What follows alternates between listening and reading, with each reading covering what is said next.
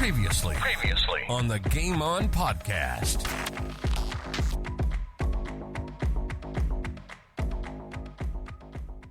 Yeah, just I lived in the North Adelaide area, so I did a few sort of junior clinics at North Adelaide and got invited out there a couple of times. I actually played mini league for North Adelaide with the Hillcrest Primary School. So had an affiliation there. The brother played there, and so on and so forth. But I actually didn't get a letter from North Adelaide to invite me out for the under 17s, and I rang up KG. I rang up KG, and I harped onto him on the radio and just said, "Look, my name's David, and my brother played, and I'm in the North Adelaide area, and I want to go and play for Norwood, and And then I think about a week later, I had a couple of blokes knocking on the front door.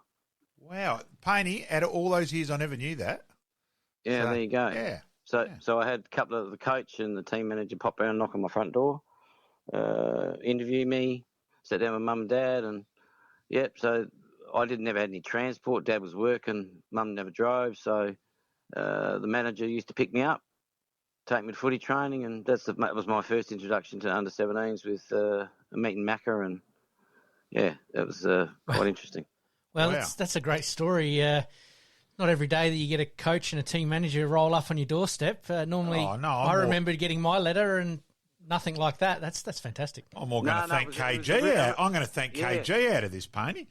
I've actually got that interview. They actually sent it to me. Okay. On a tape. Yep. So it's actually on a tape. So they actually sent it to me, and I've got that here, and I listened. It was actually quite funny to listen to, but. Yeah. But I didn't know I was going to make the side. Sportscast SA presents Game On. Game On. South Australians' destination for everything sports. Local, national, and international sports. AFL football, soccer, basketball, golf, baseball, tennis, cricket, and any other sports played in this wide world. And we're going to have a blast doing it. So sit back, relax, and let's do this thing. Welcome to Game On.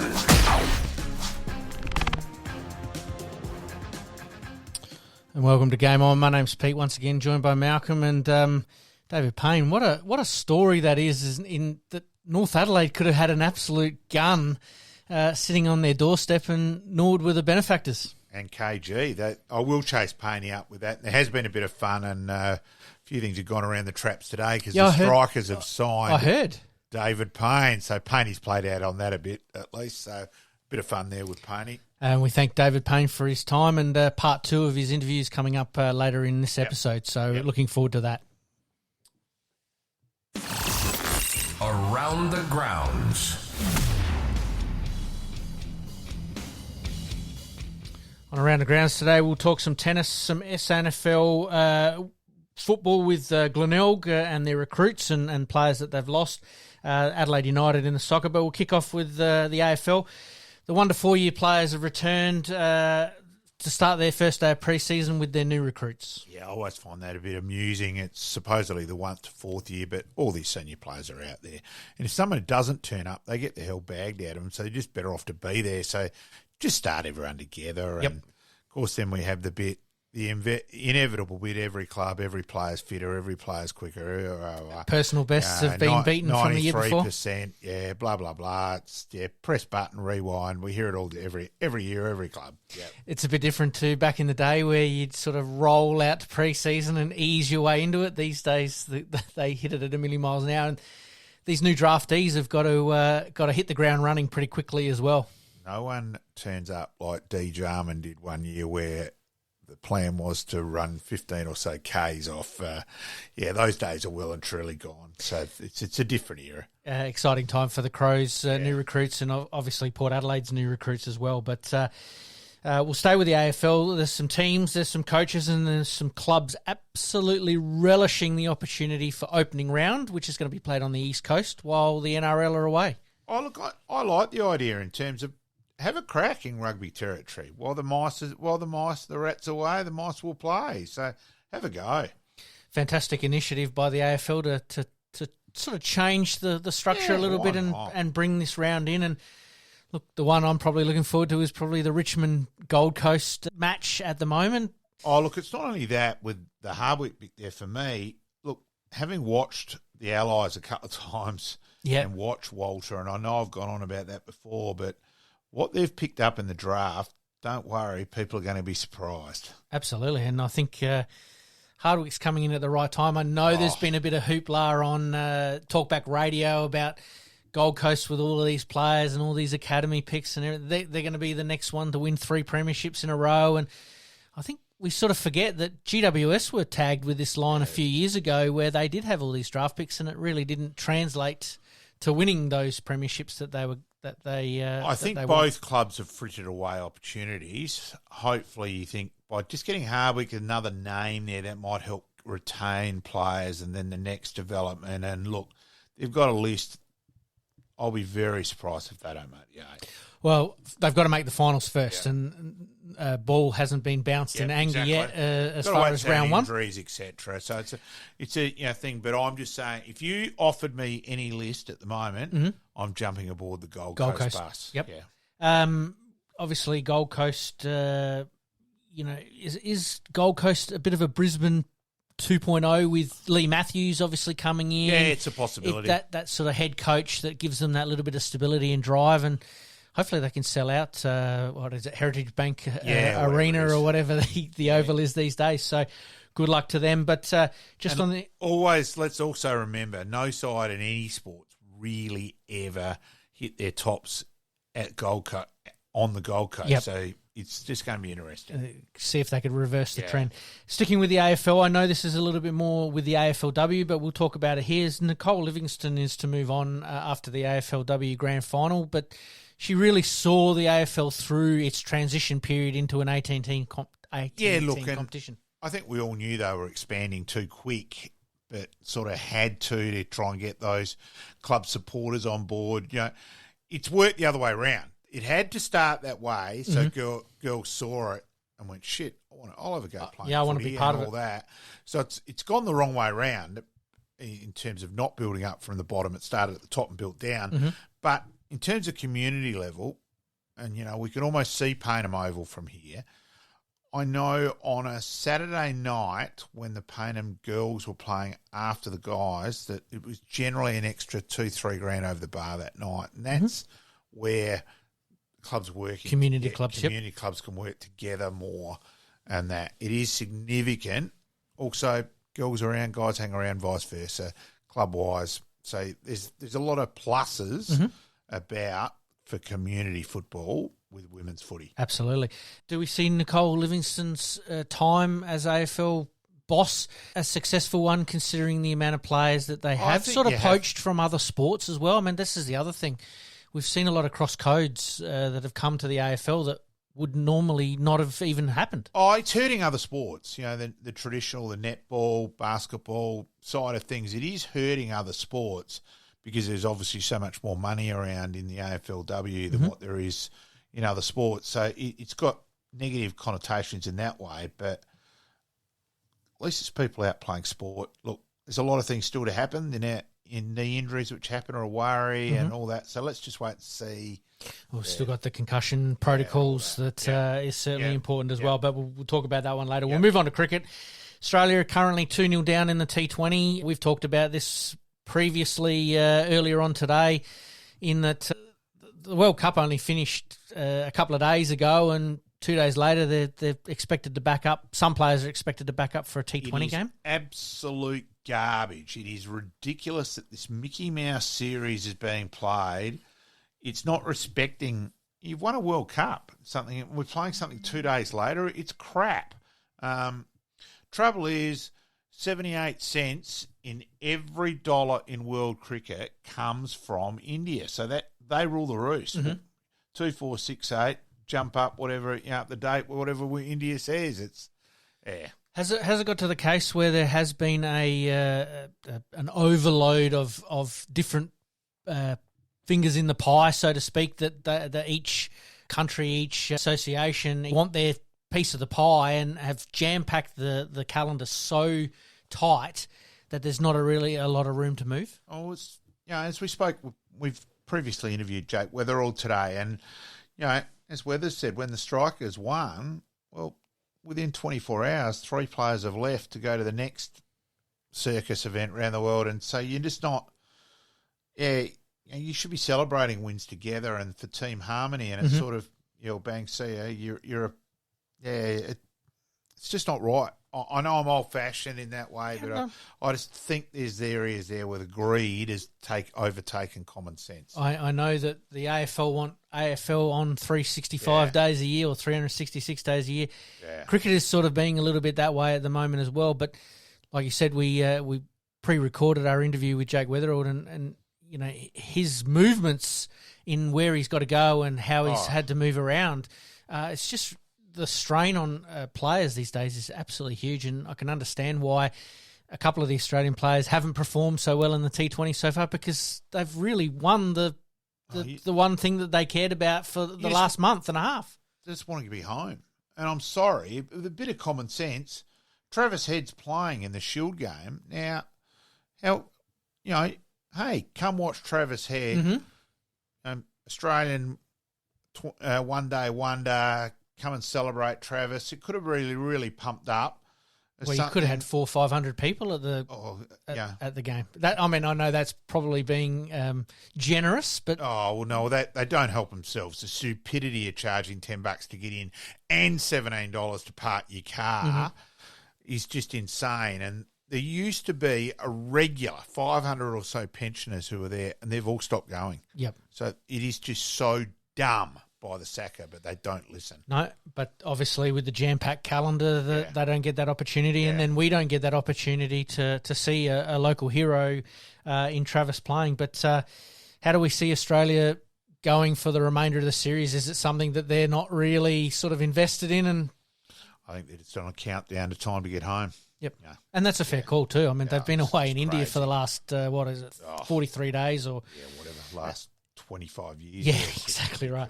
We'll stick with cricket. The Redbacks playing Victoria currently at the Adelaide Oval. It was a delayed start because of the wild weather in Adelaide. We're recording a touch earlier than we normally do, but South Australia got off to a pretty positive start.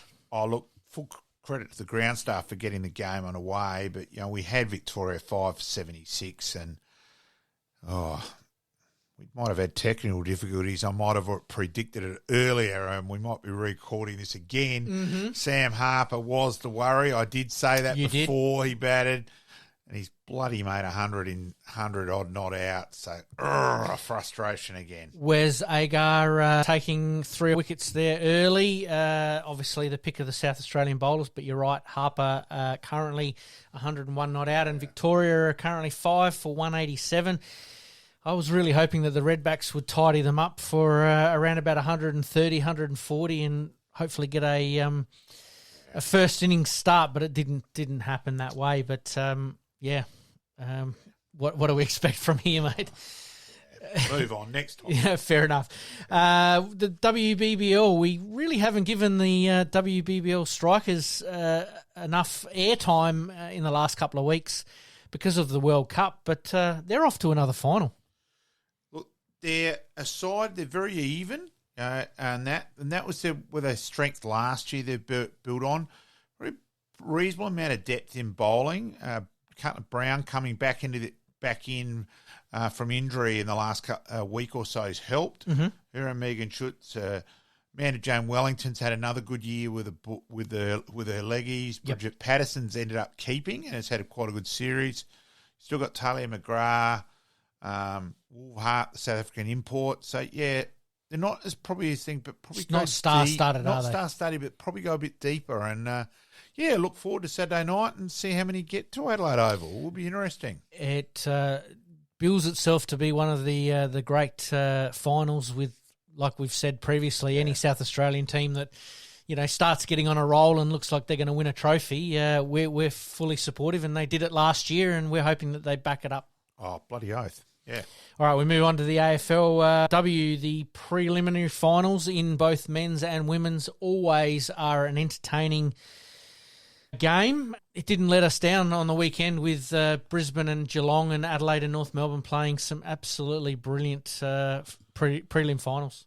Yeah, there was some good footy, but some frustrating turnovers, and I do go on about it, but that's where I want to see the game. The next, it's improved. I think Adelaide this year, hands improved, and so giving the quick handball, and they had Kelly particularly to run through and carry, but it's the disposal by foot. Yep. And certainly their on-ballers, that is their big weakness. And look, Ebony Marinoff gets the ball a lot, but still disposal, and she's improved, but there's still big technical weaknesses there.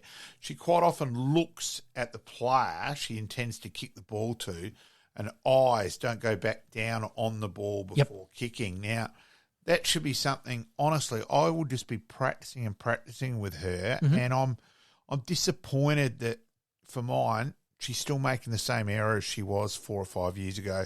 Still runs to the wrong spot. Shouldn't be demanding the ball deep in defence because she hasn't got the leg to carry the line. Yep. Should be roving off that contest back then.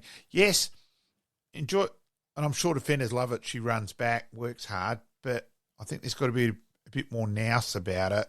That's my beef. Well, that's a great observation about looking at the player and not looking at the ball. That's something that can be corrected, over an off-season break. If Matty Clark's listening, not that he's going to listen to us, but I'm sure that's something that they'll be looking at. But I may have had a couple of conversations with him about Ebony along the journey. Fair, we've talked about Ebony previously. That her look, in terms see of ball, get effort, ball is amazing. Her effort, her intensity. She's probably the hardest player in the comp. So there's her tackling. There's things to love about Ebony Marinoff. Don't get me wrong. Yep. But, geez, there's some frustration over I think she could be a lot better. Yep. And that's something that they can work on. But Adelaide just missing out by the solitary point. Frustrating, but you called it, mate. And I wish I had a little sound grab, but you did say that it would be a Brisbane-North Melbourne grand final, and that's how it's played out. Look, it sounded weird that I left that game against North Melbourne when the Crows had fallen in, saying North Melbourne will win it. And I did know I ran into a couple of North Melbourne people I knew as walking across Norwood Oval, and I said, I reckon you're going to win the flag. And, of course, it's a bit of a hollow line when you've just won a game. They're thinking you're half-taking them. Pumping the tyres up a little bit, yep. But I was genuine, and I think they will. We'll wait and see. Obviously, so the game's in Melbourne, so that probably does help North Melbourne a bit. But I was really impressed. I said that's one that was one of the most unusual games that, hang on, I really reckon they've outplayed by Adelaide by 5 goals but somehow managed to lose. Yep. And I think that was still a little bit on the weekend, where North Melbourne really looked the better side the majority of the game. Probably had a couple of umpiring decisions early which were more than iffy and had a bit of luck there, but it was just Adelaide's turnovers. Absolutely, and both in the men's game and the women's game, they do burn you along the way. And, Geelong really took it up to Brisbane. At one stage there, I almost flipped you a message going, it looks like you might... Well, half of the equation was done as far as getting the grand final to the home of football, which you've called it previously at Norwood Oval there. And Geelong... I thought I might have been on the scoreboard at a grand final for a sec, so don't worry, I was hoping. Absolutely, and Geelong, really took it up to Brisbane, and they've made giant steps this year, really, haven't they? Massive. And I think we thought at the start of the finals, well, there's the top 4, then the others fall away, and the inevitable results will happen. And it did happen Adelaide-Sydney. Yes. But then Geelong was the one who turned it on the head, beat Melbourne, and then very nearly beat Brisbane. Absolutely. So, fantastic. They really gave Brisbane a run for their money, and for a while there, even I was starting to believe that it was going to happen. But you did call it, Brisbane North Melbourne grand final. Who's your tip, mate? I'll go the Roos. Yeah, I'm sort of leaning towards North Melbourne. It is going to be played at Icon Park. North's tools and their speed is very, very noticeable, and if they can bring the pressure that they brought against the Crows, not only here at Norwood Oval but also last weekend, I think they're a pretty good chance to start off North Melbourne's rebuild of a club on the right foot. Yeah, hopefully it does get a bit of momentum there, and any publicity is good publicity, winning publicity. Absolutely. So, yeah, absolutely. go from there. The AFL Awards season for the AFLW has been and gone, and Monique Conti wins the league's best and fairest with 2 rounds to spare, effectively with 28.5 disposals on average, 7.3 clearances, 418 metres gained, 5.3 tackles, and probably one that's very, very important is 3.5 score involvements per game. And we've talked about this briefly earlier, that that's probably the key statistic here is metres gained and goal assists. The metres gained, in a side which was an average side, is huge, and then to also be involved in 3.5 score involvements, remembering the length of the game. Yeah. People jump all over women's footy and jump, it's too low scoring, but people forget it's about half the length of a men's game, and that's more than significant. Absolutely, and Monique Conti, a cross-code player, wins the award Monday night. Tuesday morning, she's back on the basketball court preparing for her next lot of games, which is just insane.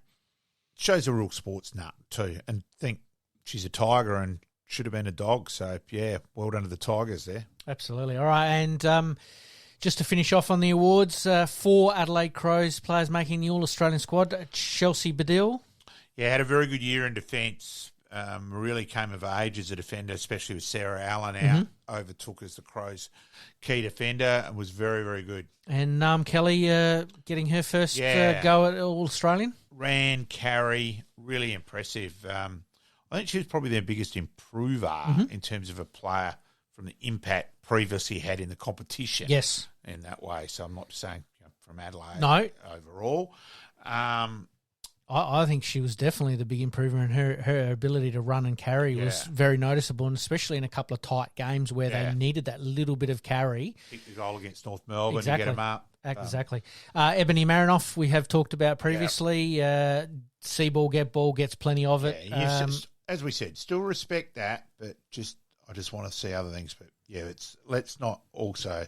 I'm not saying she's not a very good player. So, no, absolutely. I think she's richly rewarded. I think that's her 5th or 6th All-Australian selection. So certainly a player that has been around the mark. And then Daniel Ponter. Yeah, a very good year. And Anne Hatchard was very a unlucky. Very controversial admission to say. More than controversial admission. So, yeah. We'll take a very, very quick break. We'll come back with the tennis, the SNFL and the soccer. You're listening to the Game On Podcast. We'll be right back after this short break. Kick off with tennis. Australia making the Davis Cup final. We probably could have talked about it a little bit last week, but Australia going down to Italy in a one-sided affair, really, in the end. Yeah, they had chances in the games, and then fell away. I did hear an interview with Leighton Hewitt, and you could really tell in his voice how down he was. And, got it up and about again. And, look, I respect Leighton for his love of Davis Cup and all that. And he correctly is pushing to get back to the home and away. Because the series at the moment is really hard to follow, and it's almost impossible to understand it. Well, it's a little bit like cricket in that they're jam-packing the calendar and trying to have players, really within one little area at a time and utilising the travel time. But part of the uniqueness to the Davis Cup format is the home and away style of format where you get an opportunity. You played against them last time away, you bloody beauty. We've got them here at home next time. Yep. It was a huge thing, Davis Cup. Now it's, Australia made a final and you just almost forgot they were in it. Yes. Now, back the old, when Australia were in the final of the Davis Cup. Everybody knew. Wow. Yeah. It has been 20 years since Australia won the Davis Cup. They're obviously looking to break that drought, but unfortunately coming up a touch short on this occasion. But we do also forget they made the final last year as well. So it's not like Tennis Australia or Australian tennis is certainly in the doldrums. They're around the mark, just falling short against Canada last year and Italy this year. And I think something like 46 or 47 or 50-odd years since Italy have won a Davis Cup. So that's a positive from a tennis point of view. And Yannick Sinner obviously getting the job done against de Minaur, and Popper, and unfortunately coming in for an injured Tanasi Kokkinakis. didn't quite get the job done there and disappointed as well, but they've had a fantastic year. Yeah. No, I just wanted to get back to the holy grail it was of tennis. Absolutely. All right, we move on to the SNFL. Each week, over the next couple of weeks, we're talking about each club. There will be some changes to the list as it goes on because, AFL lists spots are available. So we're just going to scratch the surface with it and we'll circle back to it. But on the information we've got so far, we'll talk about Glenelg today. Recruits, Chris Curran returning from Prince Alfred College. Yeah, it's a big one in that. He was a good player and, decided to give it away and 4 years later come back. So it's quite unusual. Mm-hmm. All the best. And also today, Glenelg have announced they've signed Nick Stevens after he's had stints at Geelong and North Melbourne. So that's one there. Mm-hmm. Certainly in their outs. Yeah, that's Max Proud retired, Toby Pink. Yeah, it's been picked up by North Melbourne and all the best there. Absolutely. Luke Partington. Yeah, they're hoping that he'll come back towards the end of the year. So he's not out for the year yet. Yeah. Brody Newman.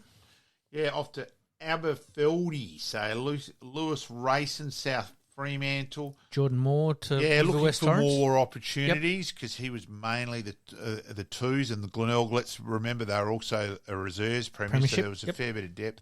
Look, Ashton Moyer for me is a really interesting one in terms of. Hey, I'm a Carlton man. I'm excited by this young lad. Oh, look, ability-wise, don't worry. He was expected to go top 5, top 10 at worst before the start of this year. Mm-hmm. Now, and I think the AFL have dramatically got it wrong. I've always thought that. I think it's ridiculous that the players are doing year 12, trying to decide what you're going to do with your life, and while you're doing to try and get drafted, your big year to get drafted. I'd much rather have the draft year a year older. I think that makes far more sense. Yep. Because Ashton had injuries this year and had an average year. You've also got 8 million bosses. Look, Max Michaelani, let's remember that last year he played juniors at Norwood, Ross Trevor, South Australian under-18s, trained with the Crows because he was also a chance of father-son selection. Yep.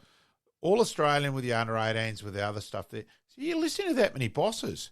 Comes into Adelaide, starts off, let's remember, he was leading the BNF after 5 rounds. That's unbelievable, isn't it? And after he didn't make Norwood's grand final side last year, in 22, got dropped after the prelim. But that's where he won me over. That most kids in that, after they got dropped, would have been dummy that, no, I'm just wrapped. I had the privilege to play 2 finals, really got involved before the game, and that huge pats off. And he's very much, okay, his dad in Jim Piano, Michael Annie, is a Norwood legend, 4-time premiership player, but don't worry, he well and truly brought out, there's plenty of red and blue blood there, and huge respect to Max with that. And so do we? Where Ashton Moore, we just don't know. Yep. Ability-wise, geez, he can really play. Trust me, he can play. But it's got to wait and see. I'm excited. I'm excited as a Carlton man hearing that. I mean, I did see a little bit of his highlights, and I agree. I expected him to go a little bit higher, and I think Carlton got him for a steal. Look, we just got to wait and see. Bodie Ryan, I really rate as a halfback thing. He showed a lot at Glenelg. He took a couple of marks running back against traffic. There was a game I was commentating him against Norwood at Norwood, and I thought, geez, this kid doesn't lack anything there. Mm-hmm. And so, I rate him. So when you're involved in a little bit with the 18s, you do get... You sort of get in a sneak peek, don't you? Yeah, so... So they've lost another one to travel. And look, Brady Sells left for opportunities again. So they've lost a couple of fringe guys, and it's interesting, there's 3 there with travel. Like, you just got to remember nowadays, SNFL, they're not huge money and chance to do something else. And I don't think SNFL clubs help themselves. They're already training and things like that. I don't think it's just quite as smart as it could be, but I get it. Well, shit, if we don't train, Adelaide and Port already are. Yep. So when Adelaide and Port do go to the VFL, whether that'll then change, we just got to wait and see. Fair call. That's a great observation. I want my wish for the SNFL when Adelaide and Port Adelaide leave it is they jump all over where women's footy gave up that week and start a lot earlier. Yep. So that competition can really get some publicity. after the 8,415 Big Bash games finally finished. We're all clamouring for footy in February. Yes. That's what I hope it does. Fair call. We'll put that on your Christmas wish list, I reckon. Mark That's Robinson not a bad... and I have had that for a long time now. Fair call. All right. We obviously wish Glenelg the best. We have talked about Glenelg and how their league and reserves won the grand final. And there's plenty of depth there. Our YouTube channel, we've been doing some video along with our interviews and us talking.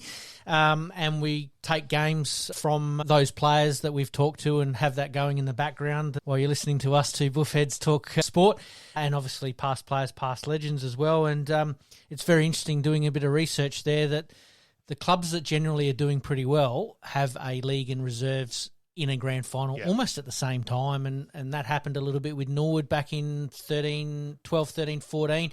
Happened with North Adelaide a little more recently, and obviously Glenelg. Yeah, I still haven't got around because there's not as much info on the reserves competition as there should be to try and do research. But Nords last year is certainly the first premier to not make the 5 in the reserves, not play reserves finals in a long time. And it'd be interesting to actually find out who's the last club is where that's happened previously. A little bit of homework. Go back. Yeah, trust me, I have tried to do a bit on it, and it's not as easy to research as it should be. So, Fair enough. But obviously that's reflected a little bit in the Stanley Lewis Cup. That it is. That clubs that are generally pretty strong, they start at the 18s and go through to league and reserves. So there was one amusing part with that this year that I'd commentated Glenelg, and I had Glenelg again next week. And I thought, that's good. Be able to see some of the same kids and learn who's a number and all that. But it was college week, 1 week. Not available the next week, so it was only a casual 17 changes with Glenelg.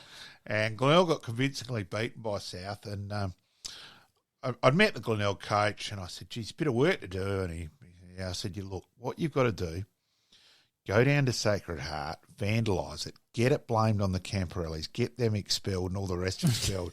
And he pissed himself laughing, and he said, that's really good, mate. So I got on really well with him after Think that. outside the square, for sure. Yeah, just a bit of fun. Now, I know we've talked about, we're talking about Glenelg here as part of the SNFL segment around the grounds today, but probably we need to mention that Norwood have now hired Nathan Bassett. Yeah, look, welcome back, Bass, obviously. It's going to be interesting to see how it works. He's the coach of the coaches.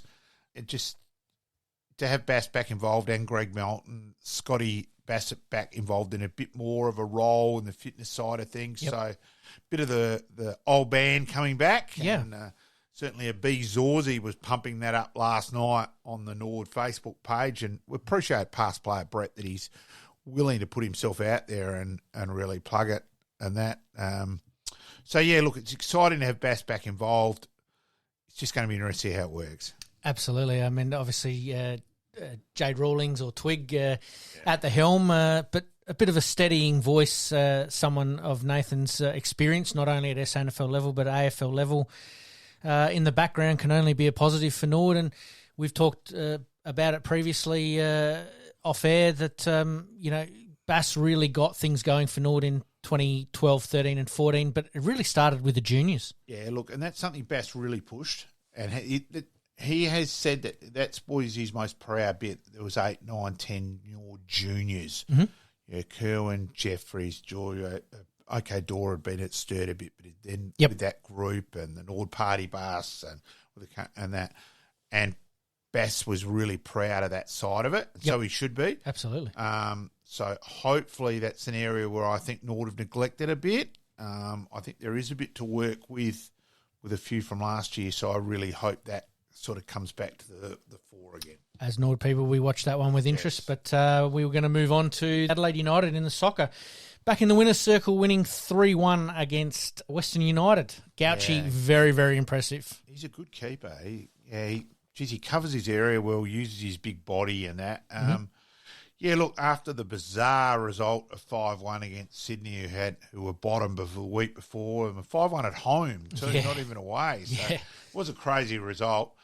So 3 wins, a draw and a loss, and up around the mark. And so promising signs. Absolutely. Adelaide got a crucial game coming up against Macarthur FC. So we'll watch that one with interest. Yep. But currently sitting third on the table, really at this stage, anything's possible, and they've shown that they can do it. Maybe the abnormality here was the game against Sydney. It was the wake-up call that they might have needed. We can only hope. Absolutely. Urukunda was very, very good again. Yes. And they're starting to get a core group of players there that are starting to work very, very nicely, and we might get Mary on at some stage we should talk about that, and we've got some exciting news to announce a little bit later on with Mary about that as well. So we'll keep that one in the back pocket for now. But staying with soccer very, very briefly, Sam Kerr withdraws from the friendlies against Canada. Yeah, friendlies. You suspect that Chelsea may have put have said something. Bit of pressure. Look, she's our number one commodity with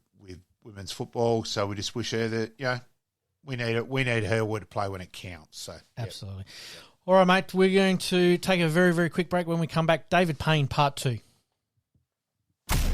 You're listening to the Game On podcast. We'll be right back after this short break.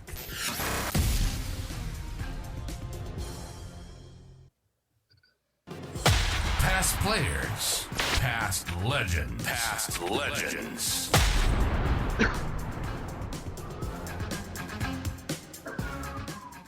I was going to ask coaches. You would have seen a few coaches at Norwood over your time through your 17s, 19s, reserves, and obviously league. Just talk about some of your coaches. Well, we had my first coach at Norwood was Ian Stafford. He was he came from Port Adelaide, and he was a tremendous coach. He was an ex-school teacher, probably be retired now. He put all the disciplines in place where he focused very heavily on the skill level. On working with our hands and our feet. We touched the ball hundreds and hundreds and hundreds of times during our training sessions at under 17s, and I think that was a key to the development of some of the players that came through the system. With that skill level, I think that form of training helped us immensely with our skill level, and I think that was one advantage for me anyway, because I was okay with the skills. I was good with my hands, I was good with my kick. That all came from the tutelage that I got in under 17s. So I think it was just embedded in me from a young age. Winnie helped in that regard as well, didn't he? Winnie was great. Winnie was more there as a leveller. He was because I was a bit of a rat bag, and I think most kids are when they're 16, 17. And I think he was just a bit of a leveller. He was just laying down the law, saying these are the things we want you to do, and coming from big number 2'8", you didn't want to argue with him too much. You took his advice, and you did it. You got the old walk around the oval every now and again. Yes. Yep. You didn't look forward to those too much, but he wasn't. He wasn't too harsh about it. He'd just make sure you explain where you went wrong, what you need to do, where you need to focus. And I think that sort of individual tutelage was very helpful from the 2'8" for sure. So then we had staff there. Then I went to 19s. I had Frankie Leonard, which we played in the 83 grand final. Yeah. We had absolutely tremendous team, absolute ripper team. I mean, we had height, we had strength, we had pace, we had everything. It was just a really, really good side that we managed to win that final pretty easily, I think, in the end. And then I had Barmy for quite some time, which was, I think, for about 8 years. I reckon I had him from 84 to 90, I reckon. Yep. That would have been about right. Certainly was, yep. And so, then you had Johnny McGuinness come in, and you had a few, Bruce Winter and whatever. Yeah, and then obviously Neil Craig took over in 91. Yep. I think took over in 91, which was a hell of a surprise to all of us, because we all played against the guy, and to see him walk through the door on that sort of November or December of 1990 was a hell of a surprise to all of us, I think. And do you want me to say much more on that, Malcolm? Go for it. Yeah, up to you, Payne, on that one. Look, let's just say you didn't have the best parting with Norwood Footy Club, And No. communication could and should have been a lot better. Yeah, I think you find I'm probably not the only one in that boat, right? There was quite a few in that boat, and I think I would have, someone said something to me the other day, and it was really quite poignant that, you think at that stage of the career where I only had 6 games to make 200, or, maybe 8 games to make 200, if you know what I'm saying. Like, it was in that year that I would have got all the support and help just to get me over the line. Yeah, no, it was a bit. Let's get this guy. Let's pump him up. Let's make him feel good. Let's get his 200 games. Let him make. He's played for a long time. So there was none of that, right? So you don't want to get me going on it, because I had a discussion with a couple of fellas the other week about it, and I get a bit wound up about it because it tends to upset me, because I think some things happened around the footy club then that they now think that they should have been done a little bit differently. Oh, look, and I will say to Craigie's credit, because we actually had him on a few weeks ago, Payne, he does admit that he would have done several things differently, and that. So I will give Neil well and truly his dues, that he recognises that he made mistakes as well. That's exactly right. That's all I'm saying. I'm just saying. That's exactly what I said. Yep. So whatever they may be, I'm not going to go into. Yep. But there could have things that he and the footy club could have done a little bit better. Yeah. All right, we'll leave that one where it is, but we need to talk about 1991. Leading goal kicker. You did mention before that you don't mind a sausage roll. Winning a leading goal kicker at any club, let alone a SANFL club, is a fantastic achievement. Yeah, look, I was. Look, you actually don't realise. You don't actually, you don't actually think about these things during the year, or how many goals you kicked or whatever. You just go and you play your game, and they add up at the end, and then you're lucky enough to win it. But I know you started to have a shot from the kick out, Payne. I knew you were around the mark then, mate. No, but I know Ducks was spewing because yes, because I nailed him. And he was, I don't know, it was only about 2 or 3 weeks to go, and he was said, "Oh, I got you, Payne, I got you, I'm going to get you." Well, you didn't, Ducks, did you? So there you go. No, I'm only kidding. But it was, look, it's not about that. It's just that, I managed to have a reasonable year. I think I got the Meritorious Award that year, which finishes in the top 5 or 6 or whatever in the award. So, so I had a reasonably consistent year. And as I said, Ducks are still spewing on me. So that's, it was nice to win that award, for sure. And of course, then you went out to Paraka, Payne, and you had the ultimate success of coaching Paraka as well. And that probably was the club. Is that your favourite club in terms of coaching and that along the journeys? Great, fantastic footy club. Well run. Good people. Down to earth people. Loved my time there, and they were just fantastic people. I mean, Froggy was coaching, Roger Murdoch was coaching at the time that I was there, and he knew I'd retired, and he just gave me a call and said, "Come out." Yep. And so I went out there, and we played the grand final that year, and we lost. And then Froggy coached the following year, and we beat Athelston in a grand final there, which was a pretty tough game. And then I played one more year. After that, I played, I can't remember exactly where it was, but I played one more year, I think, and then put in for the coaching job there and missed it. And I was bloody livid. I was spewing that I missed the coaching job. So I sat out for a year, and then the bloke who coached didn't coach the following year.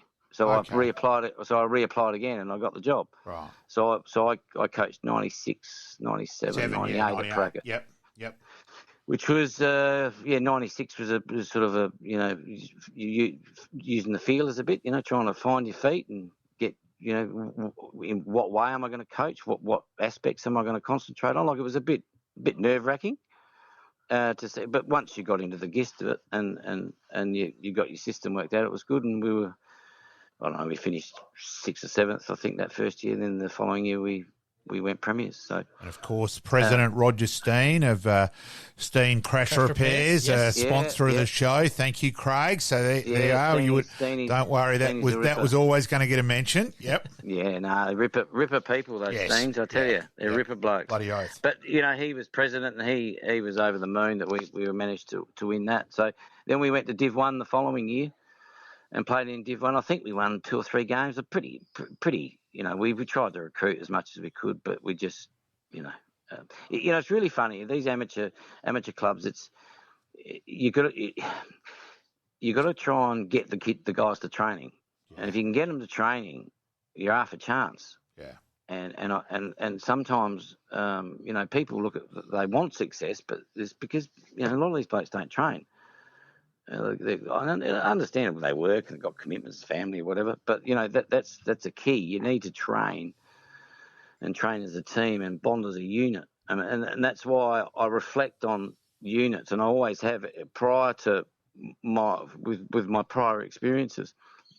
The unit gets you through. It's not you. It's not any individuals. It's the unit that gets you through. And if that unit can bond and have some feelings for each other and get on well together, you're home and hose. You're halfway there. Yeah. I think it's a pretty good philosophy that all these interviews that we've done over the last 12 months with a lot of players, they've all sort of said that the individual stuff's great, but the team is where it's ultimately at. I mean, we can take that situation, what I just explained to you, as in a footy sense, but it's not just a footy sense. It's a work. You can adapt all those policies to your work. Yeah. If you have a great unit and there's great people working, you all work together and you'll communicate. You have a great working atmosphere and you have a productive work atmosphere. So that's the key word. It's the same in anything. Any team sport, if you can be productive together and be, as one, if that means anything, you will succeed in whatever you do, or you'll do it very well anyway. So it's just that harmonious atmosphere, and that's what I got out of that '97 team. That the '97 team was, it was SAFA, and it was the second best competition in the league at the moment. But they were just good blokes, so they could play, and they loved each other, and they were just good blokes. So.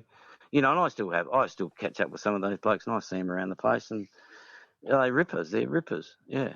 Now, Payne, in the era you played, let's be honest, it was an era very much of drinking and socialising. Whether you won, whether you lost, we all caught up together. You think of Sam's, etc. Along those lines, and everything. Then there was the Bay Disco. It really was an era of drinking. And you and I admit, more than had our problems. And the key for me is really to stop bullshitting yourself. And you probably went through a fair bit there where, life wasn't great with your own choices, and, you went to a recovery there, and obviously problems, marriage split up, back together again, and all that side of things. But, Payne, for me, the key bit is just to finally be honest, and that's where I think a lot of – and it's not only blokes, so don't dare get me wrong there, but it's until I finally was honest to myself was my key thing where – Yeah, you're totally right. Yeah. You've hit the nail right on the head. I think being honest, having good support as well, because, when you're going through that, to have no support, it probably is a little bit more difficult. Yeah. But having support from loved ones, wives, my wife Lisa was a great support through it all. Family, brothers, sisters, helping you out. Same thing. I've got to say, Cam, and my kids as well. But, your family, your kids for putting up with you and then welcoming you back. I mean, there's a huge thing, but honesty is an amazing thing, because that helps. It helps free you, if that makes sense. Yeah. I don't know whether it makes any sense to anybody else, but if you're lying about your drinking or your gambling or whatever it is, you haven't got a good inner feeling. It doesn't matter. You can lie about anything. You could bullshit to your best mate, and he could believe you, and you're lying. It's not good. It doesn't make you feel good. So I mean, the lying's out of it for me. It's no bullshitting for me anymore. I just speak the truth. Yeah. And then if you don't like it, that's fine. But that's the way I feel, and I'm not gonna lie to anybody. Just tell them the truth. Yeah, and I think you stick with it. I totally get that. Some conversations you and I have had over the journey and all that, and it was just both of us just being blatantly honest to each other, and we both knew. We both knew if the other person was bullshitting. You just see through it. You just pick things and all that, and we both of us knew with various other things and all that. And you just learn. And what actually happens, like your trust, the integrity that you gain by doing all the things that are right, far outweigh the other side of it. The lying and the cheating and whatever it is whatever you do that's you're lying about. I just think that you just could just be truthful. I mean, any comments about Carabram, Payne? Well, unfortunately, it's not there anymore. But it was a tremendous for me because I spent 7 months there. And, there was 20, 30 blokes there at one time. Coming and going, and a few of them have passed. They didn't succeed in their travels. Yep. Unfortunately, some fell by the wayside. And I know of 2 or 3 that have passed. I know that a couple are flying and going really, really well. And the time down there was absolutely life changing in a way. Yeah. And something you needed. I needed to do. It was probably a bit scary. Lonely. I was worried about. It was a terrible time. I wasn't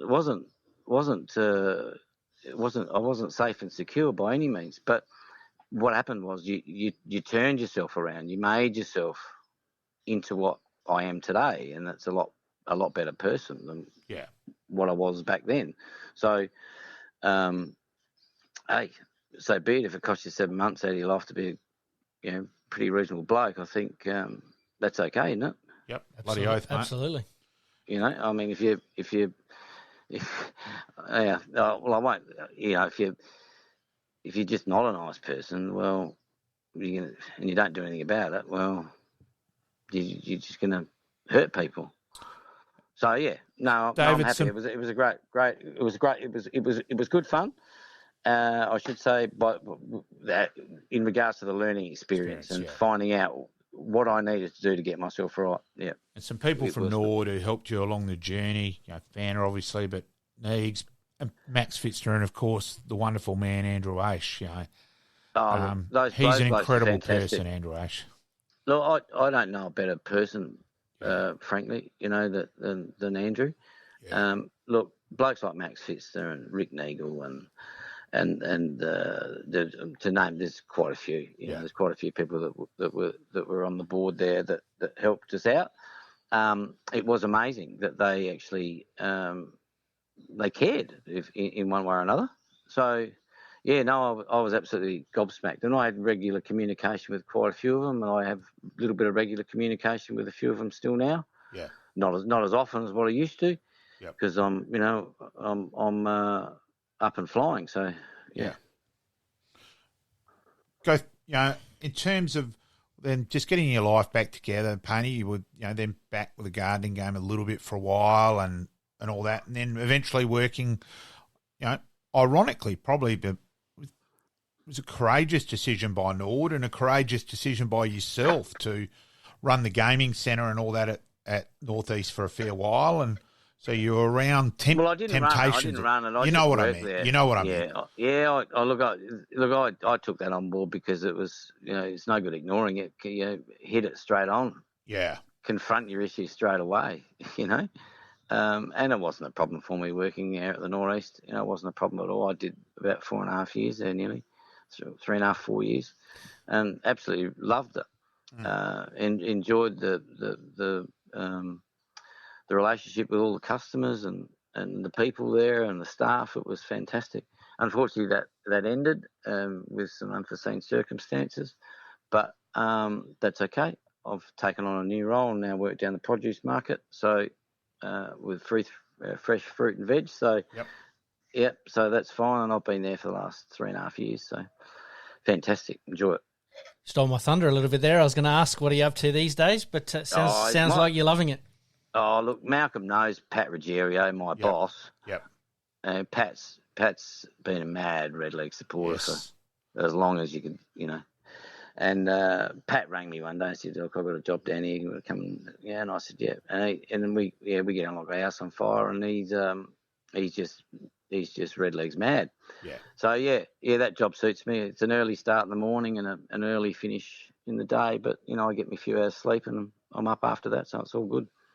I'll tell you one thing, Payne. You were fantastic with particularly the elderly and that at the Northeast. You had a lot of them eating out of the palm of your hand. You were very good out there in that way, David. Oh, it was good fun. Look, I must admit, I do miss some of those parts. Hosting the birthdays or hosting the Melbourne Cup, and doing things like that, having a bit of fun, a bit of stirring up and whatever.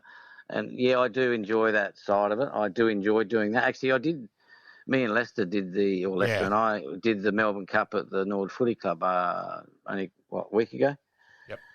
Yep, last Tuesday or something, and that was a bit of fun. We had a bit of fun with a few guests, and it was good fun. So I enjoy that bit of fun and mucking around. Yeah, it's good. All right, mate. What we like to do to get you out of here on a few last questions. Favourite players you played with? Oh, look, favourite player in what regard? Well, so you say favourite player, but there's just different ones. There's the tough ones. Go whatever angle you want, Payne. There's the skillful one, and look. Maybe pick three. The two that come to mind are obviously Gary and Michael. Yes. Okay, they're probably the two. For their just complete brilliance on what they do. And I was fortunate enough to play with Gary. He was my captain in 1981. So I'd played with him in 1981, and he was just a machine, and was a machine for most of his life playing league football. So, and then I got the introduction to AC, who'd won a Magarey medal 2 years prior to my first game. So, and then you got Neville Roberts, and if anyone, he would hardly miss a goal, wouldn't he? For set shots, then you got your blokes like your Tommy Warhurst, who was tough as nails, and, your skillful Duncan Fosdykes, and, I mean, there's just go on. But, obviously, Michael, Keith Thomas, I mean, his dedication and just the person Keith is. Probably ahead of his time a bit in that way, KT. Well, Keith is just a great human being. Yeah. He's just one of the nicest blokes you'll ever meet. He'll speak honestly. Yep. He'll tell you the truth. He won't beat around the bush. He just tells you how it is. And the way he analyses things and the way he goes about things is just fantastic. That's a good word for KT. You could just sit and listen to him talk about whatever he's talking about, because he studied it. He knows about it, and he's talking about it. So we catch up 2 or 3, 4 times a year, Keith and I and Pat, and we have a bit of a luncheon or barbie or whatever. Yep. And I just love his company. I just think he's a tremendous fella. So there's a whole range of players that you just that are all different in their own characteristics, and you just love the way some of them played. So hardest opponent, Payne? Oh, that's a hard one. Because maybe give us a couple. Well, I'd say because I got brutalised when I was only 53 kilos and I was jockey weight. Scott Salisbury was he was brutal to me in my early days. Yeah. And I think he had something to do with that preliminary final in 84. I was thinking that, David. Yes. Okay, but not only that, I think there was another few times anyway. Yep. That's in toughness wise, that's toughness. There There was a guy that played for Centrals who was a really tough. Name forgives me for a minute. That's what happens when you get a little bit older. Was it Pittman? Yeah, Pittman. Yeah, Mark Pitt. Yeah, he was a fair. Mark Yeah, Pittman. He was a A fair little player. stocky. Yeah, Now, stocky. you know, Yep. Yeah, he was tough. And there was a little guy. He played for Sturt. Now he's going to rate. He rate Richter. John Richter. Yep. John Richter. Now, although he was probably not the slimmest, just tough to stand. Just wouldn't let you an inch. Like not so much physical, but everywhere you went, he was there. So yeah, I found him pretty hard to stand, and that's about it. Look, Bainey, greatly appreciated. We are due to catch up as well on that side of things. Always enjoy your company. Always enjoy our honesty towards each other and that side of things, and support each other along the journey. Greatly appreciated, David, and look forward to catching up soon, mate.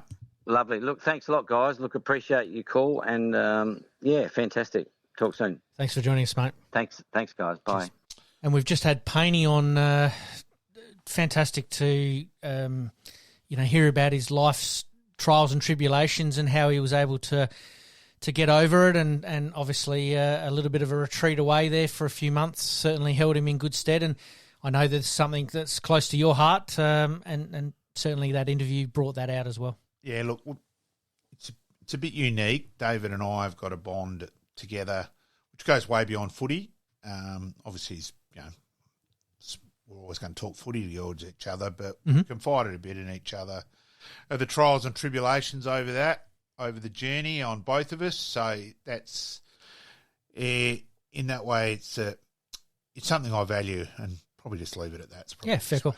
Absolutely amazing that, he was very open and very honest, and sort of pointing out that, be truthful, don't be a dickhead. Yeah. Don't bullshit. Exactly right. And I thought that was probably the biggest takeaway, and obviously his football career. And then now, he was back involved with Norwood for a little while, now moving on to a new job with a very, very passionate Norwood supporter. And it's just amazing how the Norwood family has put their arms around one of their own and helped them out. And, that's what footy clubs are all about. Yeah, and huge, as we said, there was a few people he mentioned there, and, the Andrew Aish and Fitz, and, a few of the boys there. Yeah, huge credit.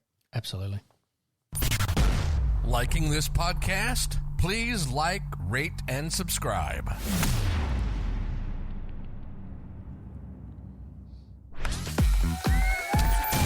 Happy days.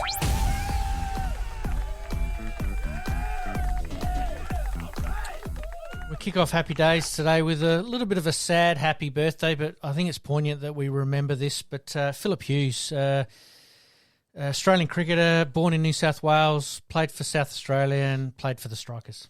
Yeah, look, and I just want to get it out there. There's a cricketer who gets a lot of abuse and around the traps in Michael Clarke, and if people had any idea that basically that funeral happened because of Michael Clarke, he virtually ended up doing everything. Look, he has spoken on numerous occasions. It wasn't just a one token phone call to every South Australian player who played. Yep.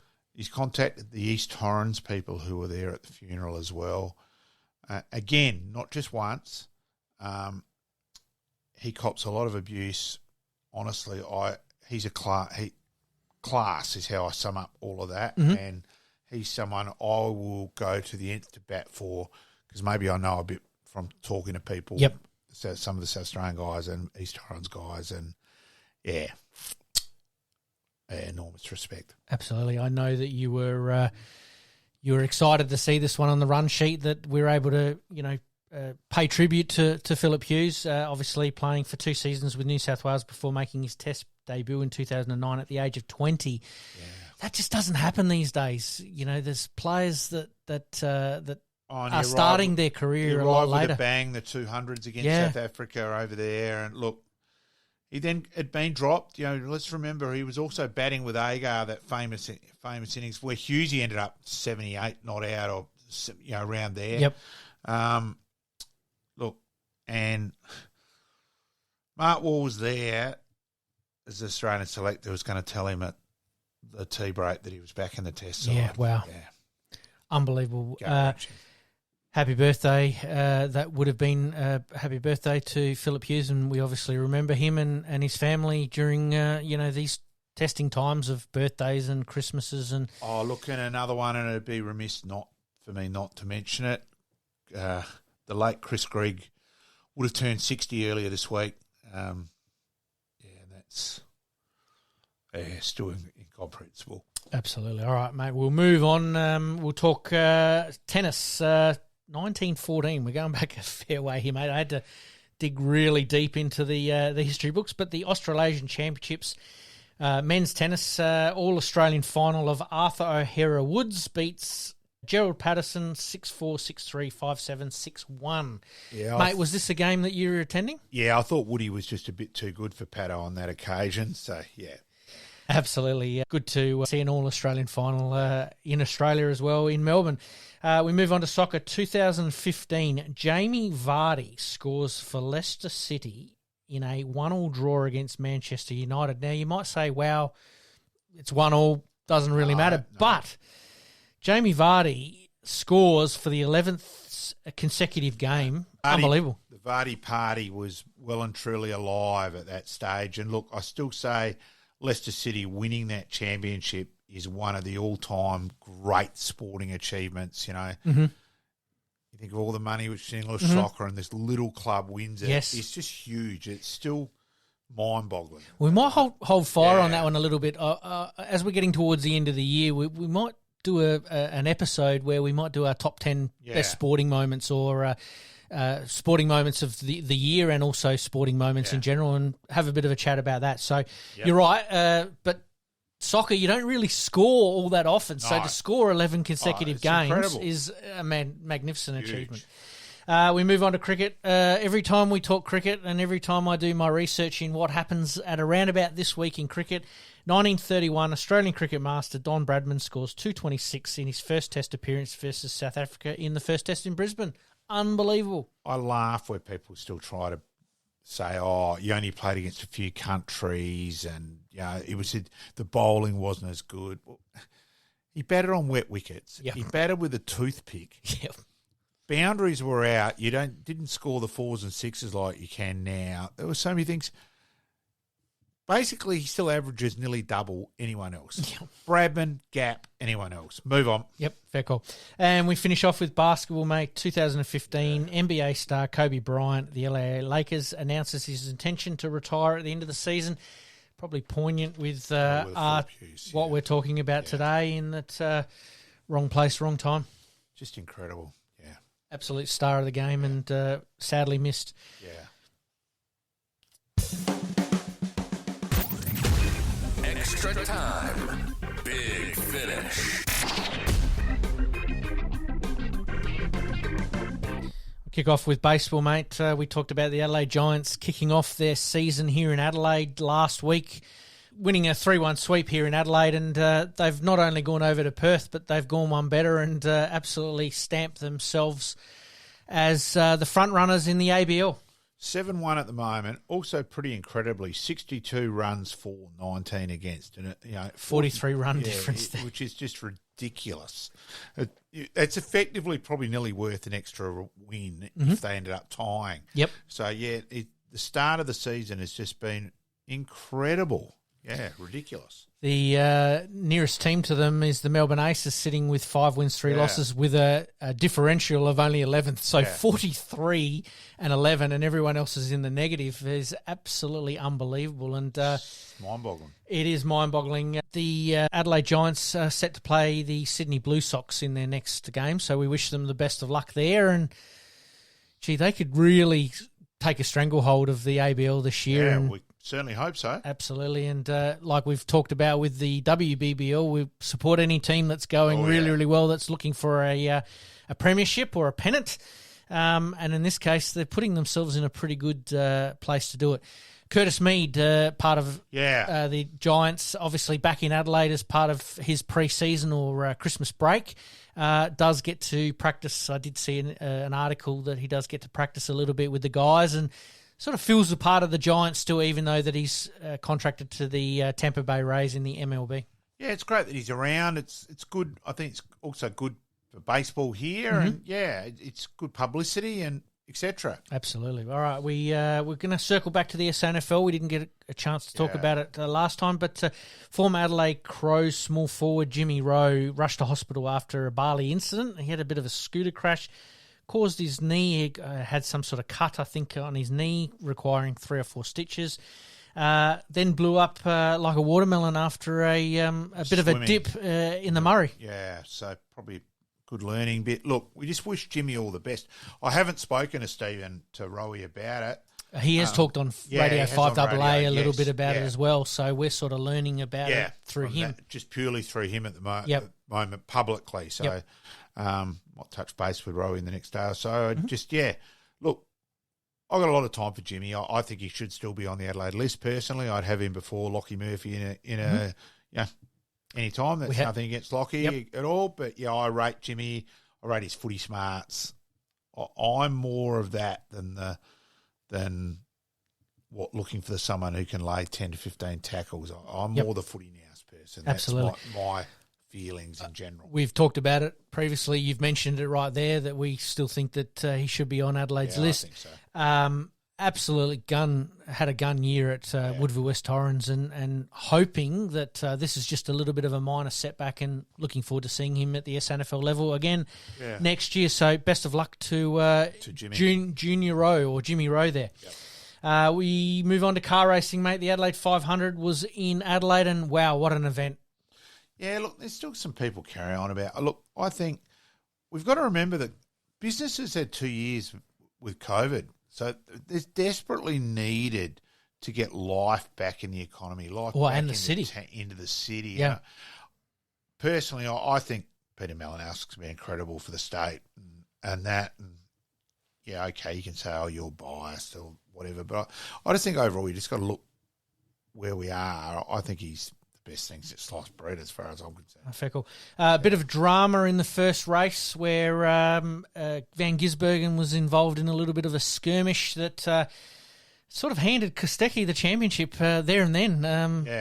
Unbelievable, but Adelaide was alive once again. Yeah, and Kostecki, as he said, 8 poles this year is incredible. So, look, he's deserved winner. Absolutely, and absolutely amazing that once you're on pole, it was hard to get him off of it because he had a fantastic year. And Van Gisbergen finishing second and getting a little bit of a run here in Adelaide, but not the result that he was looking for. But we start again next year and it all starts all over again.